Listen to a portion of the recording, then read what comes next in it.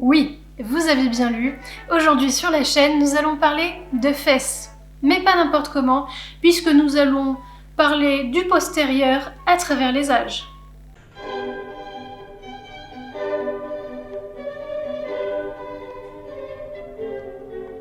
Alors nous savons que depuis l'Antiquité, la femme callipyge est un idéal de beauté.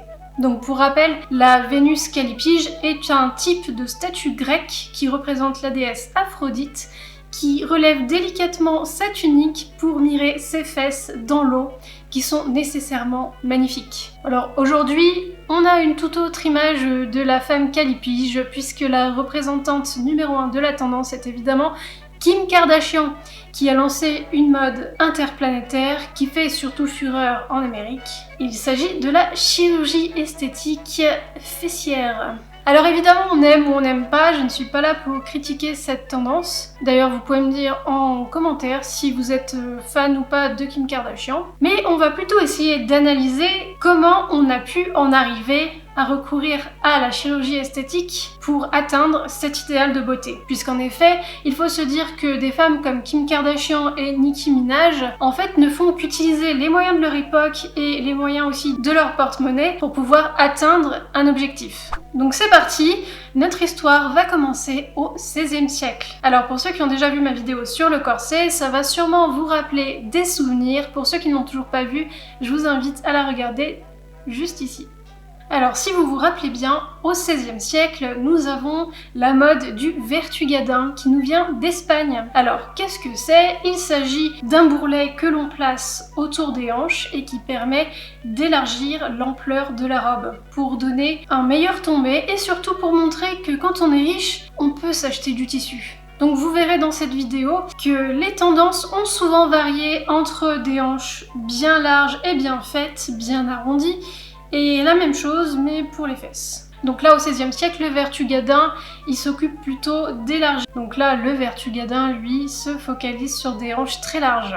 Alors, je vous ai retrouvé un texte de 1587 de Gabriel de Ménu, qui dans son livre De la beauté, va nous parler de ces femmes qui utilisent des bourrelets autour de leurs hanches. Il dit même que ces femmes bourrent leur derrière pour être par là estimées. Alors c'est parti, je vais vous lire un extrait du livre dont le chapitre s'appelle littéralement « Fesses ». Et pour en parler franchement, tels coussinets qui se mettent les premiers à table et se lèvent les derniers du lit, décorent fort la femme, même quand ils sont gros et refaits, bien entassés, raccourcis et retroussés, naturellement s'entend, et non point artificiellement par le moyen de certains bourrelets qu'on applique quelquefois sur ceux qui les couvrent, comme il a été dit ci-dessus, pour n'être point jugés secs comme hareng sauret et plats comme punaise.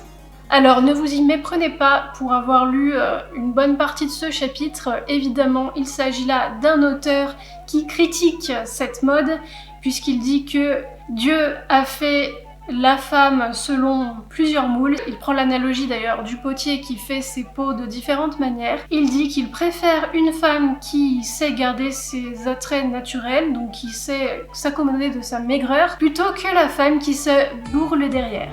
Vous verrez que je vous ai recueilli pas mal de témoignages croustillants de toutes les époques.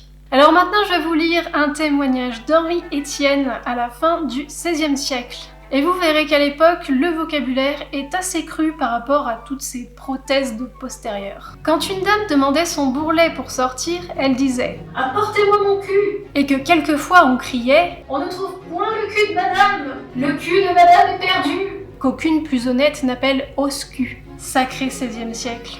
Et maintenant nous allons passer au XVIIe siècle. Donc évidemment, comme vous le savez sûrement tous, il y a les paniers. Donc les paniers, ce sont des structures que l'on place également autour de la taille et qui permettent, comme le vertugadin, d'élargir les hanches. Ces structures sont souvent en bois ou en osier et elles sont beaucoup plus larges que le vertugadin. Mais bon, élargir les hanches comme ça, c'est pas très folichon parce que finalement, on les cache. Et c'est là qu'à la fin du XVIIe, on voit une nouvelle mode apparaître. C'est la mode des polissons, ou os-cul, ou hausse-fesse. D'ailleurs, le jupon est aussi appelé garde-cul depuis le XVIe siècle. Donc pour ces polissons, le rembourrage se porte sous la jupe à l'arrière. On trouve un livre qui s'appelle Le Miroir de beauté qui, en 1671, nous donne ses conseils. Je précise, c'est sous Louis XIV. La femme mettra sur ses hanches un vertu-galon ou hausse-cul rembourré médiocrement. Par ce moyen, leurs corps se montreront grêles, bien formés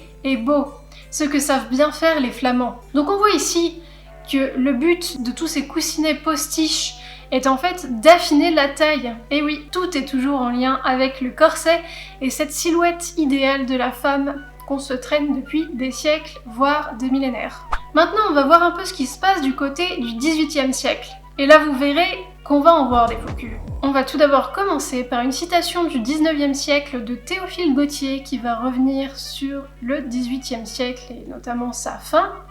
Donc je le cite. « Les dames et demoiselles quelconques, qui, pour suppléer au manque de rondeur de certaines parties, portent ce que Madame de Genlis appelle, tout crûment, un polisson et que nous nommons une tournure. » Alors Félicité de Genlis, pour rappel, est une femme de lettres française de la fin du XVIIIe siècle. Cependant, il faut voir qu'au début du XVIIIe siècle, on a quand même une tendance des hanches larges qui va nous revenir du grand siècle de Louis XIV et qui va encore durer tout le temps du règne de Louis XV. C'est là d'ailleurs que la mode française commence à gagner de l'ampleur dans le monde entier et qu'elle crée vraiment sa renommée, notamment par le costume à la française. Pour la robe, ce sera la robe à la française. Qu'est-ce qu'une robe à la française? Il s'agit d'une robe dont le buste est très affiné au niveau de la taille. Pour les grands costumes de cour, comme je vous l'expliquais dans la vidéo sur le corset, les femmes portent le grand corps qui est un corset baleiné très rigide. Pour en revenir à la robe à la française, elle est toujours très élargie sur les côtés au moyen des paniers. Pour ce qui est du ventre et de la silhouette vue de profil, elle est très plate. Ce n'est qu'à partir de 1772 qu'une révolution apparaît. Toujours la révolution. Je sais même pas pourquoi j'ai essayé d'en faire une blague parce que la révolution en fait c'est 20 ans après, c'est pas grave, c'est pas grave. Donc en 1772 apparaît la robe à la polonaise. Non pas que cette robe soit d'origine polonaise, mais c'est surtout parce qu'elle fait allusion à la séparation de la Pologne en trois en 1772, puisqu'effectivement elle est composée de 3 pans différents au niveau du dos. Ces robes sont plus courtes et plus souples. Elles permettent d'ailleurs de pouvoir marcher en ville sans se mettre de la boue sur les chaussures. À ce propos, si vous êtes intéressé par le costume au XVIIIe siècle, je vous recommande la vidéo de Tant d'élégance à ce sujet. C'est une mini-conférence sur le costume à l'époque de Marie-Antoinette qui est passionnante. Donc cette robe met en valeur les reins, elle les souligne grâce à des drapés extérieurs qui sont remontés au niveau de l'arrière de la jupe.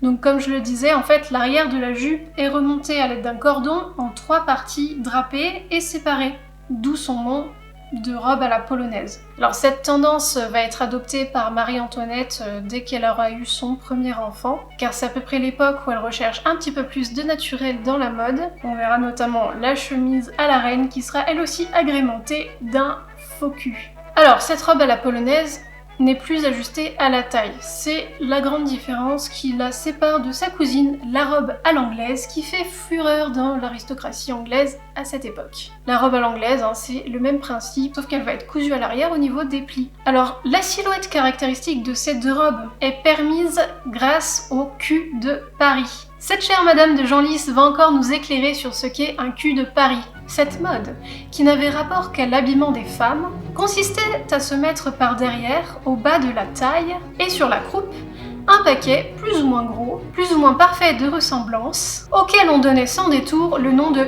cul. Vous aurez compris que Madame de Genlis n'aime pas trop la mode de son époque. Donc voilà, le faux cul, c'est des coussinets que l'on place également autour des hanches, mais qui vont rembourrer seulement l'arrière de la jupe. Alors pour la petite histoire, le terme de cul de Paris ne date pas du XVIIIe siècle, mais c'est là qu'il a été remis vraiment à la mode. On en a des traces au XIVe siècle par exemple, chez le poète Eustache Deschamps. Alors là, je vais vous lire un extrait en ancien français. J'ai de bons reins, semez vie. Comprenez, c'est mon avis. Bon dos, bon cul de Paris, cuisses et jambes bien faites. Suis-je belle? D'ailleurs un proverbe populaire du XVIe siècle qui définit la beauté idéale utilise aussi cette expression de cul de Paris. Attention, c'est de l'ancien français. Alors d'ailleurs, si jamais il y a des gens en lettres ou des historiens qui ont étudié l'ancien français, je ne sais pas le prononcer. Qui veut belle femme Caire, prenne visage d'Angleterre, qui n'est mamelle normande, mais bien un beau corps de Flandre. Hanté sur un cul de Paris, il aura femme à son devis. Bon, je vous fais la traduction quand même parce que là c'était pas évident. Qui veut obtenir une belle femme, qu'il prenne un visage d'Angleterre, et rejetant les seins des Normandes, qu'il prenne un beau corps de Flandre, greffé sur un cul de Paris. Il aura ainsi la femme désirée. Voilà, voilà. Maintenant, nous allons pouvoir passer au 19e siècle. Avant de commencer, si jamais vous avez besoin d'un récapitulatif pour revoir un petit peu tout ce qui s'est fait à l'époque victorienne, j'ai une vidéo à ce sujet. Alors, on commence le 19e avec un retour à l'Antiquité gréco-romaine. Donc là, on va pas vraiment voir d'artifice pour augmenter le volume autour des hanches. À cette époque, en fait, on se contente d'entasser des jupons, sauf si on est vraiment à fond dans la mode des incroyables et des merveilleuses et que là, on aime être en toute transparence. Donc il faudra attendre le retour de la royauté pour voir les débuts de la crinoline. Comme vous le savez, il s'agit d'une espèce de cage qui permet de donner une forme de cloche à la robe. Beaucoup de gens qui ne s'y connaissent pas trop en mode se disent mais une cage, c'est complètement horrible d'infliger ça à la femme. Mais il faut savoir que d'entasser les jupons pour atteindre la forme désirée pour une robe, ça fait mal au dos. Et en fait, la crinoline est vue comme une avancée technique qui va permettre à la femme de soulager son dos, et vu qu'on associe ça à un corset, ça va vraiment répartir les charges et le poids sur le corps de la femme. On connaît pas mal de caricatures de l'époque qui se moquent de cette forme caractéristique en cloche qui ne fait que s'évaser plus les années passent. On en arrive entre 1850 et 60 à des robes de bal qui ont une envergure complètement incroyable. Et donc il y a les détracteurs, mais sachez qu'il y a aussi des gens qui aiment cette mode et qui en parlent dans leurs livres, comme Théophile Gautier. Je vous mets le lien de son essai sur la mode en commentaire, c'est très court et c'est vraiment très intéressant pour savoir ce qui se fait au début du 19e. Ensuite, en approchant de la fin du Second Empire, on voit la forme de la cloche qui commence à devenir plate sur le devant de la robe et qui garde sa forme classique à l'arrière. Ça crée une espèce de forme de traîne à la robe. Il s'agit de la crinolette ou de la demi-crinolette. La mode évoluant toujours très rapidement, étant donné qu'au 19e siècle, on a deux révolutions industrielles qui permettent de grandes avancées dans le milieu de la mode, eh bien on voit très rapidement, à la fin du Second Empire, l'apparition de la tournure. On peut lire d'ailleurs dans Flaubert que la tournure est cette fille rétrécie de la crinoline. Il y a quand même une explication à ce retour à cette forme de faux cul très accentuée, c'est qu'en fait, à la fin du siècle, si vous lisez Zola, vous êtes au courant, à la fin du siècle, Paris est une ville très frivole. Ça a été dû au règne de Napoléon, qui a essayé d'encourager tous les événements prestigieux pour essayer de légitimer son pouvoir. Il y a beaucoup de cafés-théâtres, de danseuses à la mode. Si on est un homme à l'époque et qu'on n'a pas une maîtresse, on n'est pas à la mode en fait. Donc voilà, c'est tout un tas de mœurs qui ont créé certaines modes comme celle du faux cul. À ne pas confondre avec le cul de Paris puisque là sa structure a changé, mais il s'en inspire très clairement. Alors à ses débuts, la tournure c'est un coussin de crin ou alors une structure très spéciale montée sur ressort et qui permet de s'asseoir avec et que l'on place à l'arrière de la jupe pour se donner un effet de postérieur proéminent. Dans Nana, on peut voir que Zola l'appelle même le pouf. Donc comme d'habitude, ce faux cul est associé au corset pour donner l'impression d'une taille excessivement fine. Mais attention quand vous voyez des photos d'époque qui paraissent vraiment surnaturelles et impossibles au niveau de la silhouette. Soit elles sont retouchées, soit il s'agit d'un effet d'optique. Et puis c'est assez drôle de se dire qu'en fait toute la tendance qu'on voit en ce moment sur Instagram avec les femmes qui se diminuent la taille sur des applications, bah en fait c'est pas nouveau, ça existait déjà il y a un siècle. Imaginez si les femmes qui font ça aujourd'hui, on les trouve vulgaires, et ben imaginez que ces femmes qu'on admire d'il y a un siècle, elles étaient très certainement jugées au summum de la vulgarité aussi. Donc ce faux cul va être appelé tournure par les plus prudes. Alors cette mode débute environ en 1865-67 et elle va connaître son apogée à partir de 1882 avec la forme qu'on lui connaît tous, la queue d'écrevisse. Donc c'est l'époque la plus développée pour le faux cul puisqu'on a développé plusieurs techniques pour allier mode et confort, comme par exemple le strapontin, qui permet à la femme de s'asseoir en toute tranquillité. Alors sur cette forme en queue d'écrevisse, on aime ajouter un nœud et plusieurs étages de jupe afin de pouvoir reproduire cette silhouette caractéristique. Autant vous dire que les caricaturistes se sont fait plaisir à cette époque. Et maintenant, nous voilà de retour au XXe siècle. Alors vous vous imaginez sûrement que nous allons parler des guêpières, mais non, avant il faut faire un petit détour par les années 20. Comme je vous avais expliqué dans ma vidéo sur les clichés des années 20, juste ici, le corset existe encore à cette époque. Bon ok, c'est la fin du corset, la guerre a fait beaucoup de mal à la mode de l'ancien temps, notamment à cause des pénuries en tout genre, et aussi surtout parce que la femme a pris goût à cette liberté de mouvement et à cette aisance qu'elle a à porter les cheveux courts, à être à l'aise dans la vie de tous les jours pour toutes les tâches. Le retour en arrière est donc difficilement envisageable. Et pourtant, certains couturiers ont essayé de relancer les paniers à la Louis XV. Vous vous imaginez ? En 1920, alors que la femme porte des robes droites, de plus en plus raccourcies, eh bien sachez que cette tendance a été un flop total. Et oui, elle n'a fait fureur que dans les théâtres, ça paraît compréhensible. Eh bien sachez que ce n'est pas tout. Vous savez qu'à l'époque, le métier de couturier, c'est quand même quelque chose... C'est un très haut statut, vous êtes quelqu'un à l'époque si vous faites de la couture. Et ces personnes avaient peur de voir disparaître leur monopole car elles estimaient que la mode actuelle était immonde en fait.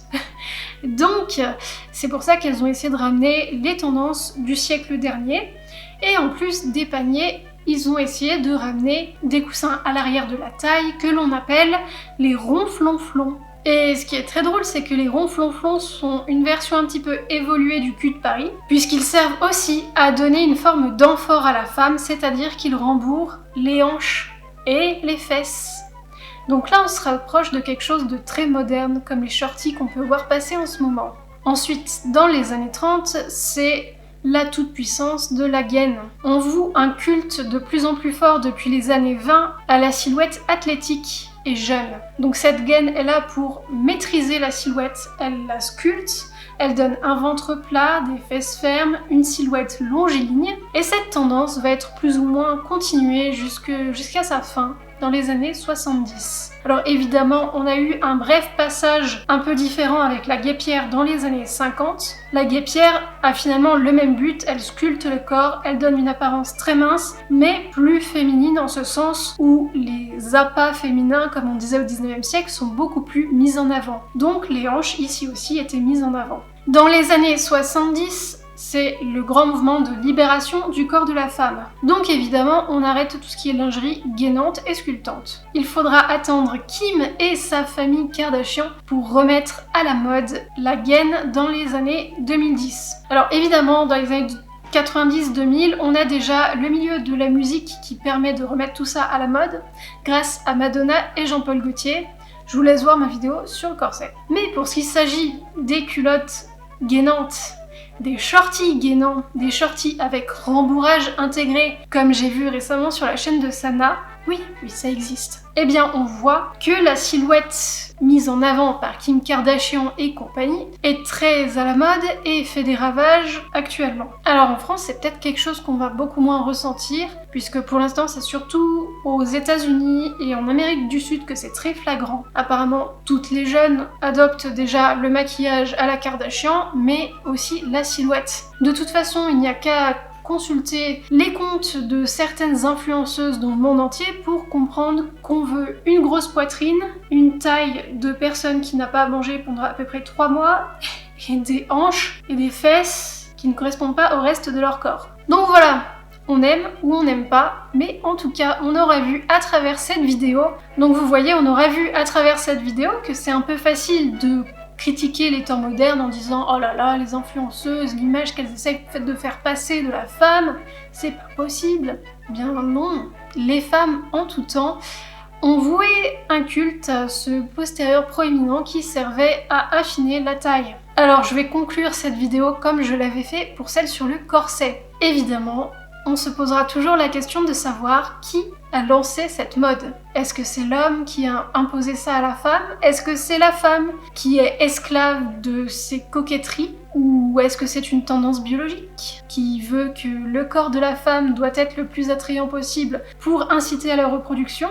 Je vous laisse en débattre en commentaire si ça vous intéresse et je ne me prononcerai pas.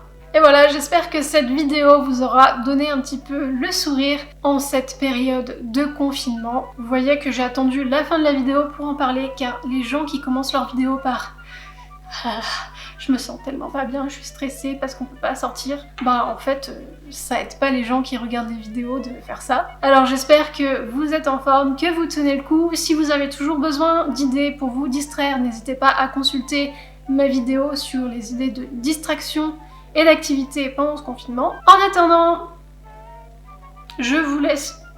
Je sais pas, je suis contente. En attendant, je vous laisse me donner tous vos avis et réactions à cette vidéo sur le postérieur, parce qu'il y en a des choses à dire en fait. Donc, à vos commentaires, et je vous dis à bientôt pour une prochaine vidéo. Merci à tous les nouveaux abonnés, n'hésitez pas à liker et à vous abonner si ce n'est déjà fait, et à la prochaine!